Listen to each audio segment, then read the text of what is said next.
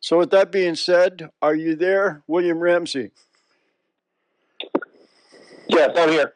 All right. It's wonderful to have you on. You were here on our show about a year ago, and I find your channel fascinating. I encourage all of our listeners to check it out. It's William Ramsey Investigates. It's on YouTube, and William Ramsey is undoubtedly one of the world's experts on crime and criminology, and also unusual types of crime like Satanism and stuff. How did you get interested in all this stuff, William? Well, it kind of just developed out of an inquiry into Aleister Crowley, who is probably one of the better known occultists of all time. So once I started researching him, I kind of understood the outlook of how he saw the world and how other people definitely might see things differently and base their actions upon occult ideas. So that's really where the foundation of it. It's kind of grown off in different, branches, but definitely I would say I got my start publicly as somebody who was definitely making inquiries into occultism and occult crimes. Were you an attorney, or did you have background gave you an interest in this subject? I think so. I mean, I am a member of the State Bar of California. I'm an inactive member, but I definitely kind of came through the legal profession, and I was in Washington, D.C. for 3 years, so I had a lot of disillusionment. But I think I was definitely a person who was dissatisfied with the corporate media, and so I think my research is really trying to kind of, right the ship, so to speak, in the sense that I try to do longer form inquiries and also a lot of fact-based, properly cited books. So I have 3 books right now. Well, the thing that's very strange is that people don't realize that this satanic influence, even though it's quite subterranean, that it oozes up into politics, into the media, into the music industry, and sometimes some very inexplicable murders and different crimes and capers can only be properly understood when somebody goes into the history of seeing Aleister Crowley and the connections between these different subterranean groups. And it's also in politics. And that when you talk about Jeffrey Epstein and some of these other things that were going on recently, there was also connections there to Satanism. Isn't that correct? Yeah, lots of occultism. Jeffrey Epstein kept his island in the Caribbean with all kinds of occult-related artifacts and statues, like Horus, the old Egyptian god, hawk-headed god, and he was also interested in the god Pan, the representation of god Pan. So definitely some occulted aspects of Jeffrey Epstein, and even going back to Ghislaine Maxwell as well, and her father, some very suspect elements. Her father's press was called Pergamon Press, which in the Bible is the place where Satan's seat is, if you remember. We're going to get back to that because that's an interesting subject, and I bet few of our listeners are aware of the fact that Joe Biden and his brother owned an island 8 miles away from Jeffrey Epstein's island called Water Island, and apparently they were doing similar things at Water Island that they were doing at Epstein Island. Is that correct? Right. Yes. Yeah. I bet 1 out of 100 people know that. So basically, you have this book, which is really interesting.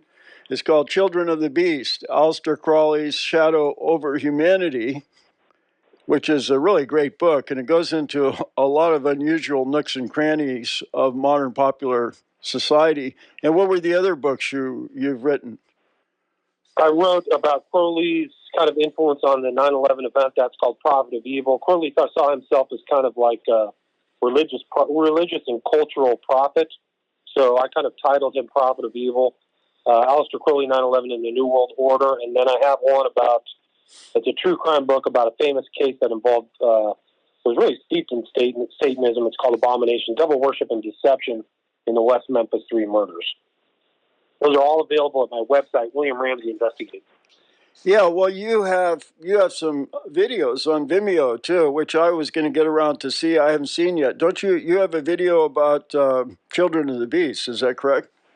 Yeah, I have 5. Right now, I have 5 documentaries on Vimeo, and they're similar to my book. So one, it's about the Smiley Face Killers. Is really 2.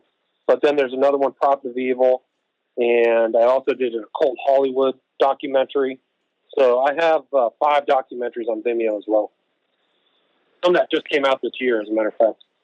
So the thing about Aleister Crowley, he's such an unusual character in that he came from a wealthy family that were Christian fundamentalists, and maybe they pushed him too hard, but he sort of flipped over and became a Satanist and went to Cambridge. What's unusual about him, he's very erudite and he can write well, and he traveled, and he's very well educated, but he became progressively more twisted. And it's my understanding by the time he was, 30 or 40 when he had his commune in Italy. That's about the time he started sacrificing children and animals and becoming really degenerate and despicable.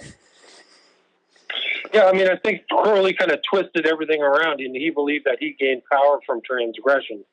So he would try to find anything sacred, holy, any ideas, and transgress them. So I think that he was a profoundly evil person, but you're right, he was very well educated, he was very intelligent, and he inherited a sum of money from his, I think it was after his father passed away when he was 14, it was something like the equivalent of 20 million American dollars, and he pretty much never worked. He kind of frittered it away. His real job really was occultism and poetry and mountain climbing. Those were his interests. And well, he became progressively more whacked, right? As time went on. By the time he was older, he was like a heroin addict, and he was seeped in drugs and seeped in Satanism and seeped in all sorts of perversions, which would take a whole laundry list to list them all. Isn't that correct? Yes, absolutely. I mean, he just got worse and worse. He never repented or changed his ways all the way to the end. And yeah, he was definitely a heavy using heroin addict, among other drugs and substances. He really didn't shy away from drug use. And yeah, he became more and more perverse. There's all kinds of elements within his religion pertaining to all kinds of awful stuff. So you would think somebody with a wit of common sense would look at a few of the photographs of him as an old man, where he looked like like he crawled out of a coffin. I mean, he was a total loser, and you would think that they'd be repelled by that. But in spite of it all, he seems to have a long list of followers. And indeed, on the internet, I noticed there was a photograph of Obama wearing a T-shirt that said Aleister Crowley on it. Now, maybe it was Photoshop, but they were all hanging out with Marina Abramovich and all these other people that think Aleister Crowley's so wonderful. Well, that's true. And I mean, there's still elements of connections between Podesta possibly and Crowley's ideas, definitely the Bush family. So it cuts both ways, both through elite families. And really, that's who Crowley kind of made his religion for. He was not an egalitarian. He was only interested really in spreading his religion among the elite. And I think that the people's impression of Crowley is there's an immense amount of stuff about him that's expurgated or kept from the record. So people get this kind of watered down version of Crowley as this liberator of the human mind and soul, when in fact it's just the opposite. What happened to most of his followers is they died in horrible circumstances, committed suicide, and went insane. Well, without getting too graphic, let's hit some of the main points here. I mean, he was advocating torturing children, which would essentially raise the child's adrenaline levels, and then they would drink the child's blood, essentially kill the child, which they had a name for it called adrenochrome. And basically, these were the sort of things he was doing at his ceremonies, in combination with drugs and every conceivable type of sexual perversion. And as I mentioned earlier, he was severely addicted to heroin, so the guy was a mess 10 times over. But what's amazing is how whacked out his followers are and how they've oozed their way up into the government, into the media, and into the music industry. Yeah, that's true. I mean, so many people who you might find are cultural leaders have an affinity for or an adoration of Aleister Crowley. If you see people like Timothy Leary and his connection to Crowley, you see this kind of current or pattern of these personalities still influencing people today. Leary himself thought he was carrying on Crowley's tradition. He said it. So You see this guy who ruined many lives through drugs and permissiveness and a lot of new age ideas are really social wrecking balls in a lot of ways. So a lot of Crowley's followers are in the music industry, like you said. A lot of these even up-and-coming pop stars and rock stars in their 20s are wearing Crowley's shirts or mentioning him or referencing certain things. So he's had an impact upon the 20th century, definitely as a cultural religious figure, but politically also a lot of political changes have happened because of Crowley. What I haven't had a chance to confirm this, but what do you think about these rumors that Barbara Bush was connected to Crowley? Well, there's a lot of ideological connections. She looks like Crowley, for example. I mean, if you put them side to side, Crowley kind of had a big blockhead, and so did she. But, it's interesting that you look through when her son is the president of the United States, you see this whole ritualized event of 9/11. There's tons of numerical elements that play back into Crowley's numerology, 1177, 93, 175. So as far as Crowley did not limit himself to having children. He didn't have a problem having children out of wedlock. So he had like 5 kids total. One died when they were a child.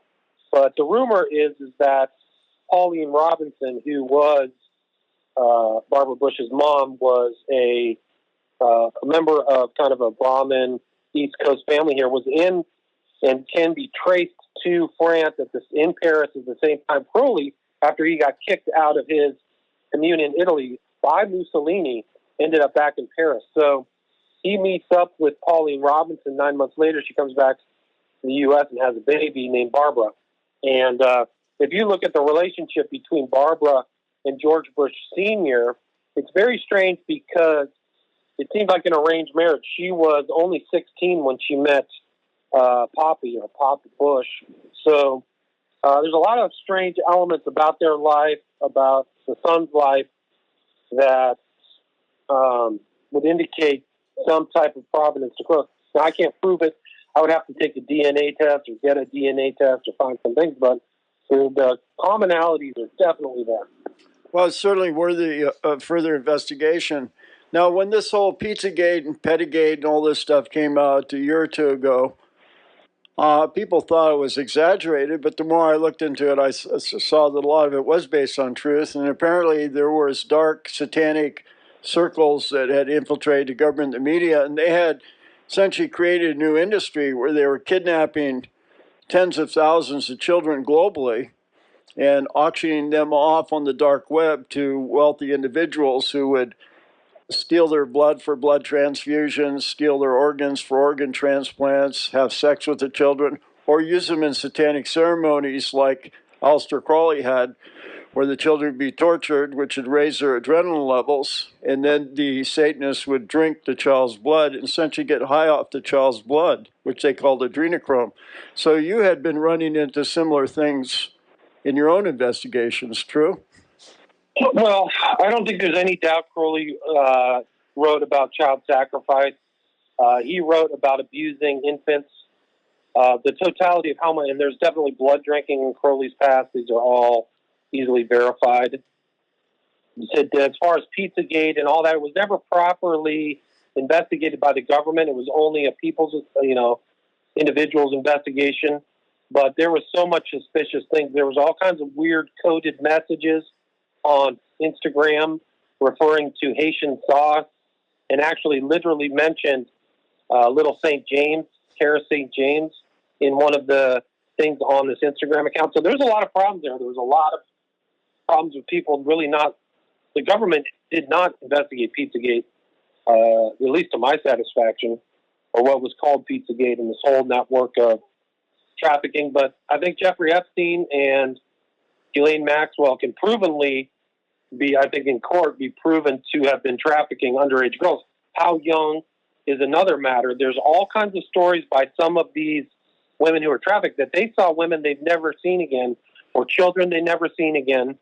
And Virginia Giuffre, in her autobiography, said that she was taken out to the water, like in the Caribbean by the water, with Ghislaine Maxwell and Jeffrey Epstein, and they asked her if she would be the one to bear Jeffrey Epstein's child. So what they were going to do with that child, I have no idea.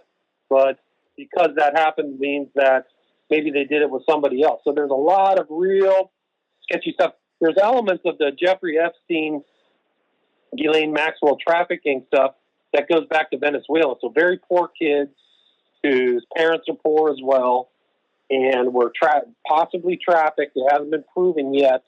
But there's all kinds of stories of this weird global trafficking happening in the Caribbean. And, you know, there's also stories about Jeffrey Epstein managing gun sales and stuff like that, gun running. So a lot of sketchy stuff happened around Epstein and Maxwell for sure. Well, another interesting aspect of it is they seem to have a whole network of these wealthy individuals creating these, what the spies would call honeypots, where there were these places where there were parties and all sorts of excess. And people would go to these places and be enticed or maybe enthusiastically get into that sort of life. And the next thing they know, they would be controlled by blackmail. And I mean, the prototypical example of that was Hugh Hefner's mansion in Southern California, which when I was younger, I assumed was just sort of a goofy but not incredibly dark. But as it came out, there was underground tunnels going to movie stars' houses. There was all sorts of claims of blackmail and pedophilia and everything else. So you had the Playboy Mansion, you had Epstein Island, you had Nygaard. What was Nygaard's first name? Pete. That's the Peter Nygaard. Right. He was a well-known Canadian fashion mogul. He had an island. He was doing the same thing that Epstein was doing on his island. Then you had the Nexium cult, which involved Keith Raniere and Claire Bronfman, and they were kidnapping children and all sorts of other things. That's a 4-hour show just on them alone. And then what about Richard Branson? He had an island, and apparently he was possibly doing similar things too. So they had these operations going on simultaneously all over the world at numerous locations. Right. Don't forget the Biden brothers either, right? Oh, right. Yeah. Believe it or not, folks, Joe Biden and his brother owned an island. They were doing the same thing on their island, which was only 8 miles away from Epstein's island. I mean, it's so out there. You really need to investigate these things to see what we're talking about. And, you know, go look on YouTube. William Ramsey investigates, and his videos on Vimeo. It's really quite the story. You got a lot of great podcasts, too. I was listening to a bunch of them. You hit it 101 different subjects. You mentioned I try to cover as much different stuff as possible. Some books and subjects others aren't covering. So my podcast is William Ramsey Investigates. So you had the smiley face killers. I assumed you talk about the Zodiac killers. I mean, we could talk about Once Upon a Time in Hollywood because that gets into the Manson killings. And Quentin Tarantino was one of the people on the Epstein flight log. And I encourage everyone who's listening to go on the internet, look at the Epstein flight log. You'll be amazed. It's like the leadership of the Democratic Party and the news and a lot of Hollywood stars and late night comedy, so-called comedy shows, all kinds of these guys. Yeah. Stephen Colbert. Yeah, Kimmel, Colbert, Spielberg, Tom Hanks, Kevin Spacey, Chuck Schumer, Adam Schiff. It's just astounding the amount of people that were involved with Epstein. And I think that's one of the reasons why they propelled this COVID thing into the atmosphere, because they were caught with their pants down at Epstein's Island, and they basically wanted something else to put the media attention on. So they cooked up this COVID thing, which I think is as fake as a $3 bill. So they had to fake Russian collusion. They had to fake impeachment. They had just go from one made up thing to another. But the fake pandemic, the fake election polls, now they're doing fake election results where... Yeah, no, it's incredible. Yeah. It's all fake.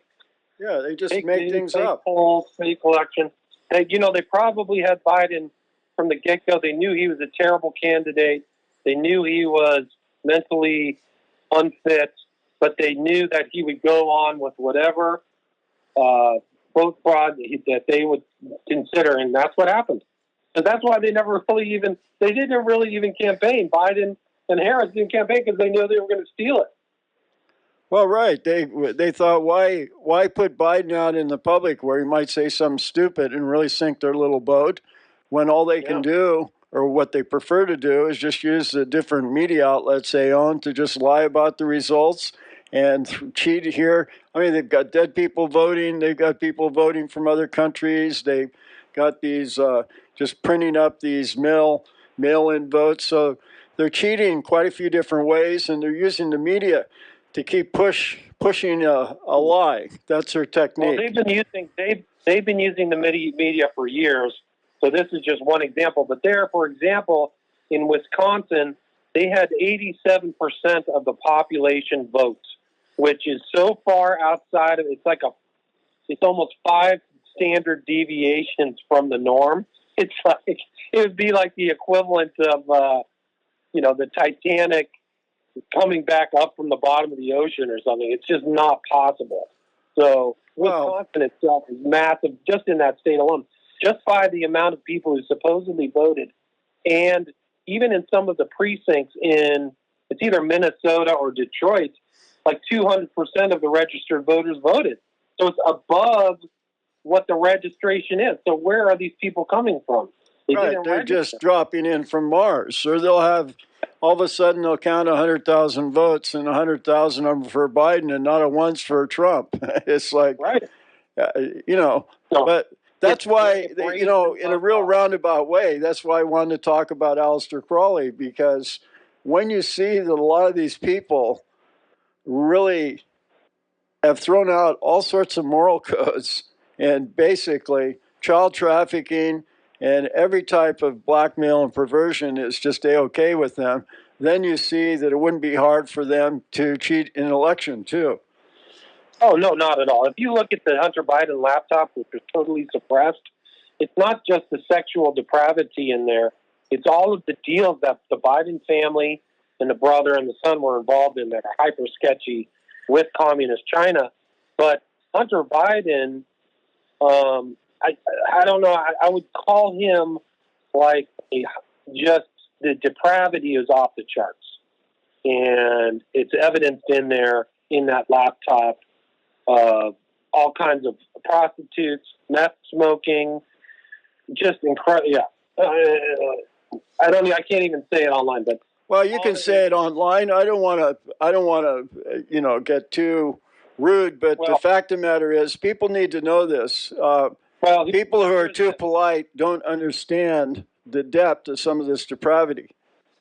Yeah, well, they traced him to having sex with his brother's ex-wife. So there's pictures of that, and also pictures of her daughter when she was 14. So he was having sex with his niece or what when she's 14? Correct. That's the allegation. That's correct. Well, then there's that great photo of him passed out on the couch with the crack pipe still in his mouth. I thought that was pretty cool. I think that's actually a meth pipe. Have you seen the picture of him with meth teeth? Like all his teeth have rotted off? Oh, there's probably a lot to that story for sure. Yeah. Oh, yeah. No, I mean, there's a lot. Yeah. I mean, you kind of wonder what law enforcement's doing, but the evidence that's on that laptop is off the charts. It should have been covered in every major paper in this country, and it's just how depraved and corrupt this country has become. The media does not do its job. Well, if we were talking about some Eastern Orthodox Christian group or even some Hindu group, we could talk about the line of progression of the sacred knowledge from the teacher or the guru to these pupils. And so what was the line of transmission from Aleister Crowley, who was perceived by these people of being a wonderful guru? Because you had Marina Abramovich, you had Anton LaVey, you had Michael Aquino. And let's get into how this little group formed and how it sort of weaseled up into the government and how that's connected to Joe Biden and his sex island and what these other people are doing. Well, I mean, it's a tough question how bad it is, but Crowley definitely influenced, and a lot of these other modern Satanists referenced him. Even Wicca itself is founded in Crowleyism, modern Wicca, whether it's Gardnerian or Alexandrian Wicca, comes out of Crowley. So how far this goes into the political environment, I don't know the totality of it, but yeah, a lot of these people act like Crowley would. You know, they definitely do what thou wilt, total power. Crowley believed in a feudalist system, so he believed in a feudal system run by a occult elite. And you can kind of see definitely that the New World Order, which Joe Biden avowed and has had speeches about, is really kind of a satanic world order with a elite above all laws at the top, and then different laws and different group laws for people who do not have that social access or elitism that have to abide by certain rules that the elite don't. Well, it's sort of a mirror reversal of Plato's Republic, where Plato was envisioning what he considered an ideal government system run by the very best in society, which could be very dictatorial. And that's one of the reasons many critics have pointed that out over the centuries. But where we're talking about people who are indisputably the most degenerate, the most criminal, and the most whacked out people you could ever find anywhere, where they feel they should rule. Right. So it's very interesting. It's kind of like might makes right. And a lot of these people really aren't fit for government. I don't know how we kind of got to this place, but we're definitely not raising the best and the brightest into Congress. So I doubt that this society currently and the way it's run was something that the people who founded the country could have anticipated. Well, let's be a little specific here, because you've got like a who's who list of the heroes of this wacky mindset. So in your book, you've got, a very long list here: John Carradine, Alfred Kinsey, Jack Parsons, who was influenced the L. Ron Hubbard so much, L. Ron Hubbard, Arthur Clarke. A lot of these people were very seeped in Satanism, and it shows in their incredible immorality. And by the way, I'd like to point out that I'm personally pretty easygoing. It doesn't really bother me that some people think quite a bit differently from me. But what I'm talking about, some of them are drifting into child sacrifice, satanic crimes and murders and blackmail, and very, very dark stuff. Go ahead, William. We're all the same as leads, yeah. Yeah. Well, let's talk about, what's your take on Marina Abramovich? Because you can see where she has a spirit cooking. She calls them like works of art, but basically performance art. But basically, if you really look at it, it's like a public satanic ceremony. And she has all these movie stars and politicians in her orbit, and she's connected to Crowley, correct? Yeah, all that stuff. These guys admire Crowley. She's like basically I would call like a witch. She used to go into haunted closets and try to communicate with spirits. She's drinking blood, carving pentagrams on her body, doing spirit cooking. But she's like moving around with the elite. Lady Gaga. She was at all these kind of weird places that involve fake blood and human bodies that you'd eat. So all these other celebrities are involved there. So she's definitely mixing around with the elite. And you can throw Damien Eccles in that, who I covered in Abomination Children with Devil Worship and Deception in the West Memphis 3 killings, because he's also was a convicted child killer involved in what looked like a ritual murder, and now is friends with all these other elites, such as Johnny Depp and Peter Jackson of Lord of the Rings, and let's see, who else? Dixie Chicks, Margaret Cho. All these other people are hanging out with this guy who was convicted of killing 3 8-year-old boys. The West Memphis 3, well, it was even darker than that. In your book, you talk about they took 3 small boys and raped and murdered them. There was 3 almost adult males that raped and murdered 3 small boys. That's what happened in west of Memphis in 1993, correct. So the average person would think that these these types of criminals would be pariahs. But that gets into a subject that you discussed on one of your podcasts that I was listening to last night. That's really excellent. It's these movie stars and celebrities that make a point of having pets or having these criminals as their devotees, or I don't know what you'd call it, but it's like they actually try to build up these criminals. Right.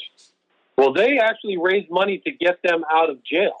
So it's even more sinister than that. So these guys were definitely, helped out of jail through tons of money. They raised $10 to $20 million. And they're still around. I mean, Damien Echols is an advocate of all kinds of magic with a K, and has all these parties with these people. It's pretty incredible. Well, Johnny Depp was involved in getting Eccles free and getting him all this publicity. And Johnny Depp was in that film, The Ninth Gate, which, if people have a chance to watch, it's basically sort of a puff piece for Satanism. And that was connected to Roman Polanski, who was involved in Satanism. And that was connected to the Manson Sharon Tate murders, which most people assume that Manson was involved in killing Sharon Tate. But there's a small group of investigators that think that Polanski was involved with the killing of Sharon Tate through the Manson followers. Yes, I've heard that. It's really bad. So Johnny Depp was also in From Hell, which goes about or talks about the ritualized murder, Jack the Ripper murders, which they lay the blame on Masonry. So From Hell. So he's in a lot of kind of occult-influenced films.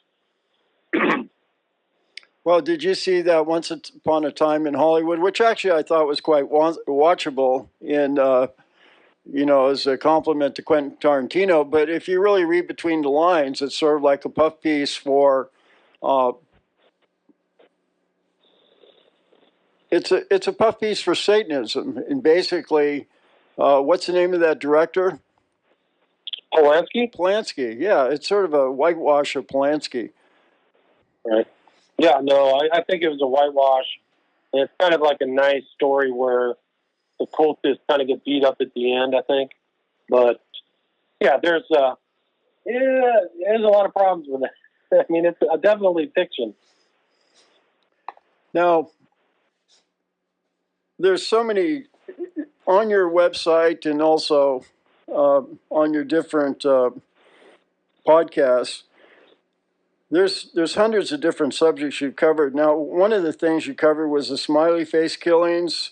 And did you get into the Son of Sam and the Zodiac killers and all these other very strange... I remember a book years ago, Ultimate Evil by Maurice Terry, that went into a lot of this stuff. And you've covered a lot of this stuff. What are some of the different cases you've been interested in? Yeah, I've done shows on both the Son of Sam and the Zodiac. So you can see those on William Ramsey Investigates. I've covered and written about the Arliss Perry murder that happened at the Stanford Chapel. And you can read an article about that. You just type in, and it's also an occult crime that took place on Crowley's birthday. So it's October 12th. She was ritually murdered in a chapel at Stanford. Her name is Arliss Perry. So I talk about Arliss Perry Crowley Moss. If you type that in, you'll find an article by William Ramsey. So I've covered that. But the smiley face killers is also this phenomenon of young men disappearing at night, later to be found in water. And it's been ascribed to as an accidental drowning, but none of the young men are ever seen falling into the water. And it's this incredible phenomenon that's probably claimed hundreds of lives of young men at the middle of the night. So I've definitely done a study on that. I have 2 documentaries on that. And I think that's a very important documentary to watch, especially if you have kids in college or things like that. There's definitely predators out there, not just who focus on women, but men as well. Another thing I found on your folks were referring to William Ramsey Investigates on YouTube, great channel. The second video over was, you really got to see this, folks, to believe it. It's Joe Biden bragging about how good they are in election fraud. I was floored when I saw that. It's a short clip. It's only a couple of minutes long, but he was bragging about how he and Obama were good at voter fraud. Right. I mean, that may have been why Obama chose Biden to begin with, right, as a vice president, because Biden's been in government for 50 years. He knows all the tricks. It's just astounding. So, folks, you can go on William Ramsey Investigates. You'll see a row of videos, and about the second one over is Biden bragging about being good at voter fraud. Please watch that. When you watch that, you'll have a better understanding of why President Trump gave a short speech today about how this entire election needs to be investigated. The other very good clip you had there was Joe Biden at the Air Force Academy. What was that, 10 years or so ago, talking about... No, 2014, so 6 years ago. Yeah, and here he was doing a big speech about the New World Order with, where he's proposing all these things that are totally unconstitutional. And Right. it's just astounding of how off the mark he is. Yeah, it's incredible how he's really not patriotic or somebody who really values, in my opinion, kind of past ideas of the country. So it's really surprising that he's the most voted for. It's actually laughable to think that he's the most voted for person, moreover than Hillary or Obama. Like it's just ridiculous. It's such a transparent fraud. The voter fraud is off the charts. Well, it's a little like the COVID thing. I mean, we've done dozens of shows about the falsity of the virus theory, about the falsity of the COVID virus, about how the testing, which was invented by Dr. Kari Mullis, who won the Nobel Prize, where he explains it can't be used to test for COVID. And we've gone on and on. But the thing is, the media keeps pushing it. It's an agenda. So you really get into their use of hypnosis, their use of repetitive conditioning, their use of repeating a lie over and over and over again because they assume a certain percentage of the population will buy into it without critical analysis. So that's what they're doing now with this election. And people need to expose it and not put up with it. It's so absolutely preposterous. Pardon me? Yeah, it's totally preposterous. They're being mind controlled. Wasn't Terry Mullis from Santa Cruz too? I think he was right from your neighborhood. He was from California, but I know he used to live in Southern California. But anyone who has any doubts about this COVID so-called pandemic, you really need to look at the videos on YouTube of Dr. Kari Mullis, who invented the PCR testing device, specifically explaining it can't be used to test for an individual virus like HIV or COVID. This is all lies. Let's see, we got a few minutes left. What's some good things that hit? I mean, a lot of this stuff is high strangeness, which I find interesting, although a lot of it's dark. I certainly wouldn't want to look into it for too long because you need to put your mind on more positive subjects too. But I mean, for example, the Nexium thing, what Keith Raniere got 120 years, which I was impressed. I thought, wow, they've got a judge that really prosecuted this guy. Yeah, but Claire Bronfman, who was financing the group, only got like 5 or 6 years. And they were basically kidnapping children and selling children. Yeah, they didn't find all, I mean, in my opinion, they didn't find all the people they were trafficking, but he definitely had underage girls, 14 or 15 years old, if I remember correctly. Well, the thing that was astounding in the WikiLeaks was there was discussions about having hot dog and pizza parties, and basically people realized it was a code. And there's actual frank discussions in WikiLeaks about finding little boys for Obama and having a hot dog and pizza party at the White House, where apparently they contracted to have children brought to the White House. So it was sort of like a pedophile party at the White House that Obama was involved with. Yeah, it's pretty disgusting. That was the Series 7 leak. It wasn't the Podesta emails. So those terms were actually used in both of those email leaks to WikiLeaks. And, man, they made sure that Assange and WikiLeaks went down fast. The elites really went after him because he really was informing. And a lot of those leaks were the reason why Trump got elected. What was your take on the QAnon thing? Just a big psyop. If they were really on top of it, they would have called this massive vote fraud way in advance, which I don't think they did. They made tons of mistakes. It's really just kind of it's just a big clown show, in my opinion. They haven't revealed anything. Nobody showed me anything that they've really revealed. Well, the main problem with the QAnon thing, it was anonymous, so no one really knew who was behind it all. But putting the QAnon thing aside, you had Anthony Weiner's laptop where there was apparently sort of black market copies made of that were floating around that had all sorts of discussions in this realm. You had the WikiLeaks where there was hundreds of thousands of emails. And if you notice, Hillary Clinton and those people never denied the veracity of those emails. They just tried to deflect the subject over to saying the Russians had released them, when in reality it appears it was Seth Rich. And then you have all the testimony of the Jeffrey Epstein case, and you have the testimony of the Ghislaine Maxwell case, and you have the testimony of the Nexium case. So there's like truckloads and truckloads and truckloads of documentation that this is the sort of satanic stuff they were up to: child trafficking, pedophilia, blackmail, you name it. Yep. Very true. Very true. Yeah, it's pretty disturbing that they got away with it for that long. I think Epstein was in business for at least 25 years. It's incredible the failure of law enforcement to really bust that guy. Pretty astounding. Okay, folks, we're nearing the end here. So God bless. You can contact us at 435-8491 or contact Carol at the station. We're listening today to William Ramsey Investigates. Go on YouTube. You can see his channel there. A lot of good stuff.